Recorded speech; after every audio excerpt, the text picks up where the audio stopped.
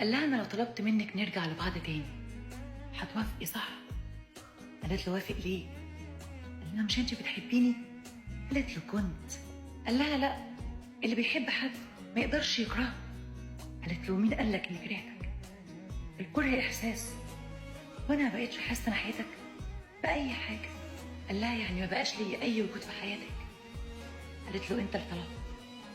كنت فرحان قوي بطلبك ده، وكانك كنت في سجن انا حبسك فيه. قال لها: انا؟ قالت له: ايوه، لما حسستني ان الدقيقه اللي بترد عليا فيها موقفه حياتك، لما كنت بشحت سؤالك، لما كنت بتعلق في اي حجج واعذار عشان تهرب من وجودك جنبي، لما حسستني ان وجودي زي عدمه، واني ماليش اي لازمه في حياتك، وان غيري اهم عندك مني. كنت بتطلب انك تخرج من حياتي بافعالك من غير ما ينطقها لسانك.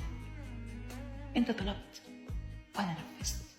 قالت له: فاكر لما قلت لي انها فعلا خلصت؟ قال لها: ايوه فاكر. قالت له: من اللحظه دي انت انتهيت من جوايا.